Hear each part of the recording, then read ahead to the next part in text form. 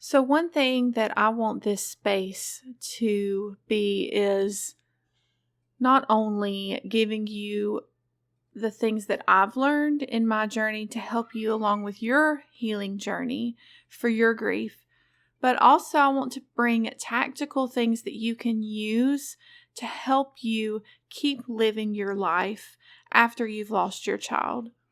One of the things that became glaringly clear after we lost Sam is the importance of spending time with family and friends and the ones that you love, because you never know when that time will end with them. And so one of the things that I want to do in this space is to kind of help you figure out your priorities and make time for those things that are the most important for you. And so today, what I want to do is give you a way for you to, number one, figure out what's important to you. And then two, how you can find time to spend on those things that are the most important, those priorities in your life, how you can make time for those things. I have 4 steps to take you from having no idea what's important and what's a priority in your life to all the way to finding out how you can make the time to spend on what's important to you. I pray this episode blesses you. Welcome to Unlocking Joy After Grief. My name's Courtney, wife, mama of 6 kiddos, one in heaven waiting for us, and that's why I'm here. In 2017, we lost our 4-year-old son, Sam, and it's my joy to share with you everything this journey has taught me. So if you're ready for biblical encouragement, first-hand lessons, and support from a fellow grieving mama, then let's lace up our shoes and begin walking this road together. Life can be so busy. It can be so busy and that it would be easy for you to look at the end of your day, the end of your week, the end of your month, the end of the year, look back and be like, where did the time go? I didn't do anything I wanted to do. I didn't spend time with anyone that was important to me. I feel like I just wasted all this time. It's so easy to do. And like I said in the intro, losing your child really puts into perspective the things that are most important to you and that you need to be spending time with those people or doing those things that are a priority, because you never know when is the last time that you'll be able to see them, hug them, spend time with them. And so I want to help you figure out what is important to you, because this is such a personal thing. What's important to me is not going to be what's important to you. And even what was important to you before you lost your child may not be important to you now that you're on the other side of losing your child and having to walk through that. Something that big has a way of rearranging what's important to us and really bringing into perspective what is important to you, your priorities. And so we're just going to get right into it. First step is, in order to be able to spend time on the things that are important to you, is you have to know for yourself what is the priority, what's important to you. And you might already know, Courtney, I already know what's important to me. And I don't want you to tune this first step out, because, you have that first initial thought in your mind. Like for me, my family, my husband, my kids that are still here with me, number one, without a doubt, number one priority. But is that my only priority? No. Is it my number one? Yes, absolutely. Besides, of course, spending time with God and in my relationship with Jesus is, of course, number one. But outside of that, my number one is my family. But that doesn't mean that I don't have other things that are important to me. And so you may have that first initial thing that popped in your head when I said, what is your priority? You might already know. But I want you to tune this step out because there are other things in our life that we want to spend our time doing or with other than, for me, my family, whatever it is for you that came into your mind. So I want you to get out a piece of paper and a pen. And if you're driving, you can do this, when you're not driving, obviously. Stay safe. You could even do this like on a Google Doc or the notes in your phone. You can do a voice to text, whatever way is easiest for you. But I want you to brain dump a list of everything that comes to your mind when I say what is important to you. Just whatever's in your head. Just list it all out. There's no right or wrong answer. No one is going to see this but you unless you want to show somebody. So just let it all out. Everything that's in your brain, everything that comes to your mind, just start writing it down. And as you start writing down, you probably start thinking of other things that are important to you. So you have your list. Now I want you to go through the list. I want you to put a number beside each thing that you wrote down. 1 being the most important and 5 being, if I don't spend time on this, it won't bother me too much. It is important to me because it's on the list, but if at the end of the day or the end of the week or the end of the month, if I haven't spent time doing this, then it'll be okay. It won't bother me. So that's number 5. So go through each item on your list and put a number beside it. 1 through 5.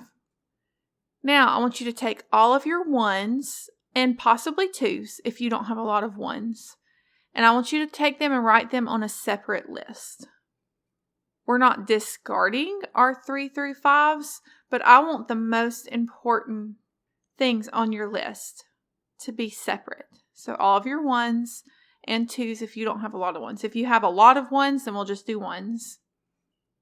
Now we're going to number the number 1s and 2s. Okay, so now I want you to take, so we got the important of the importance, right? Our number 1s and 2s. And I want you to order them in the way you want to focus on them. So 1 is the thing that you want to focus on first. 2, the next thing. 3, the next thing. And just go all the way down, however many items you have on your list, you're going to number them 1, 2, 3, 4, 5, 6 in the order that you want to focus on them.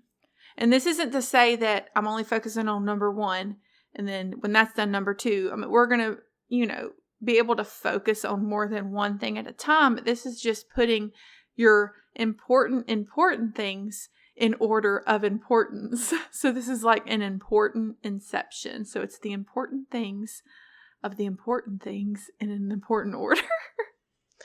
So we're going to list them all out, number them with the order you want to focus on them. Okay, so now that you have them ordered, 1, 2, 3, 4, 5, I want you to take them and put them in numerical order, which they might already be.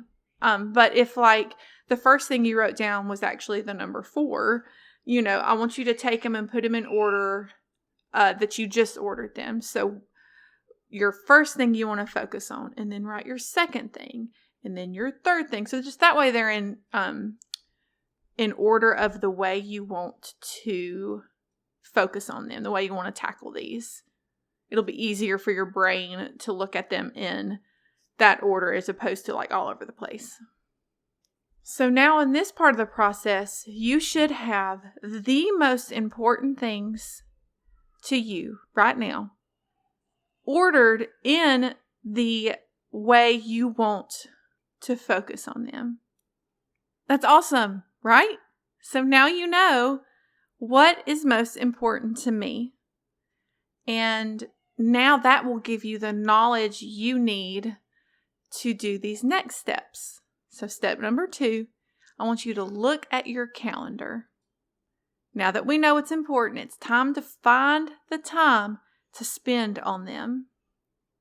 And the reason that you don't need to skip the first step is because that will give you the knowledge to know, okay, Is my calendar filled with things that are going to get me closer to what's important to me?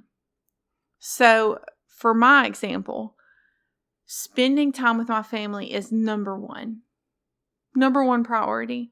So when I look at my schedule, is it filled with things that are taking me away from spending time with my family? Now, of course, there's going to be things in there that I have to do that are not, spending time directly with my family, like work and, things like that. But, all the free time that I have, am I filling it with things that aren't really important to me, that don't allow me to spend time with my family? So whatever is number one in your priority list, look at your calendar and be like, okay, is this activity taking me away from what's most important to me, or is it bringing me closer to it? And you can even look, number one, my number one thing I want to focus on, number two, number three, however many you have on your list. Are all these things that's filling my time bringing me closer to what's important to me? If it's not, it's time to start cutting things out.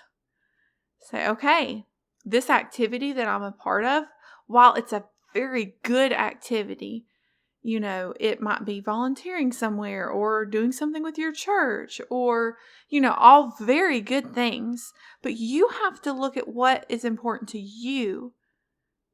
And if those things are taking time away from what's a priority in your life, then it's time to start cutting them out or cutting back. Maybe you don't want to completely cut things out. Like if you serve somewhere in your church, which could be a thing on your priority list, serving at your church. But maybe you look at it and be like, okay, I still want to serve at my church, but it's taking a lot of my time away. So maybe I can cut back on what I'm doing with my church or serve in a different way that takes less time so I can have more time to spend with my family. Whatever that looks like, you just really need to focus in on your calendar and find those areas of things that are taking your time away and say, okay, do I need to cut this out or cut back or leave it? It's just you have to look at each part of your calendar and ask those three questions. Cut it out, cut it back, or leave it. Step 3 is you have to get okay with saying no. This is a hard one for me because I'm a little bit of a people pleaser. And I mean well. I always like saying yes because I like to help people. But I heard a saying one time that if you're saying yes to something, that means you're saying no to something else. So every time I say yes to something that fills my calendar, that means I'm saying no to something that might be more important to me. So every time I say yes to a volunteer opportunity or an activity or something that's going to fill my schedule, that means I'm saying no to spending time with my family. Now, not every yes I say is bad, and I don't have to spend every free second I have with my family. So it's okay to have things that are, like for me personally, it's okay to have things that is for me, having that self-care time and things that are for me just personally. But the majority of my time, I want to be spending on things that are my priorities. And that might mean saying no to something. And it could be, maybe not forever, but for this season, I need to say no to this because it's taking me away from what's super important to me right now. And again, every season might be different for you. This season you might want to focus on whatever it is. Next season it might change. My priorities have changed and now I want to focus on something else. And that's okay. You don't have to, this is why it's so personal. It's what's important to you, not to your husband, not to your mama, not to your best friend, not to the lady who sits 3 rows back from you at church, not any of them. It's what's important to you. And there's no right or wrong answer. But you do need to figure out what's important. Start cutting things out of your calendar and say no to things that are taking time away from the things that are important to you. Now, the fun part, right? We've found out what's important to us. We've cut things out of our calendar. We've said no, all really hard things. But now it's the fun part. Now you can start intentionally filling your day with the things that matter most to you. You've done the hard work. You've cleared your schedule out. Now let's start having fun. And I want you to literally add it in your calendar like it's an appointment. We've done the hard work. We've cut things out. Now these things that are super important to us, we don't want to miss, right? So I want you to add it in your calendar, whether it's digital or paper, like it's a doctor's appointment that you can't miss. So if one of your goals, like mine, is to spend more time with your family, okay, on Sunday, let's look at the week ahead and be like, okay, we can't do anything these nights, but this night we can do something with the family. Or on Saturday, let's plan a family fun day. We have these blocks of time that are empty that I've set aside for family time. So let's intentionally fill that time with things that you can do as a family. Because again, you can have the best intentions. I want to spend time with my family. But if you don't intentionally plan that, it's not going to happen. You're all just going to sit there on your devices, or something will fill that time if you don't have something already intentionally planned there. And then if you're using a digital calendar, you can set a reminder on your calendar to go off, the day before, a couple of hours before. You can set as many reminders as you want on Google Calendar. That's what I use personally, but I know pretty much any other digital calendar, you can add reminders. If you're using a paper calendar, set a reminder on your phone. Family time's happening in 1 hour. Family time's happening in 5 minutes. Are we ready? Let's get out those board games and spend time together, or whatever it is that is important to you. If it's volunteering somewhere, or, spending time with your grandmama, going to her house, whatever that looks like. Put it in your calendar, set those reminders, and then plan ahead. So like I said, on Sunday, take a look at that next week. Okay, do we need to buy anything to go with the plans that we have for this week?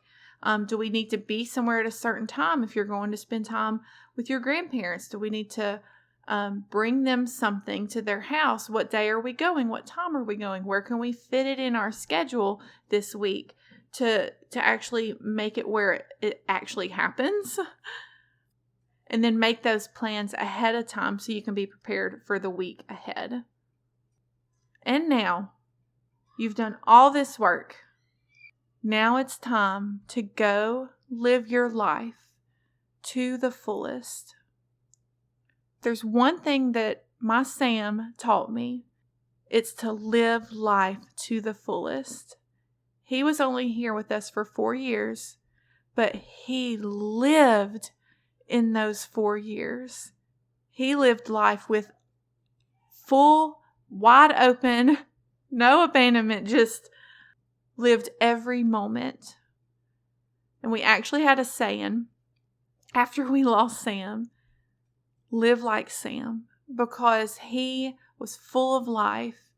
And I want to live my life like Sam did. It was like in his little heart, he knew he only had 4 years here, and he didn't want to waste a second of it. He just was wide open all the time, running around being crazy, eating all the ice cream. That's how I want to live my life. I want to live my life to the fullest.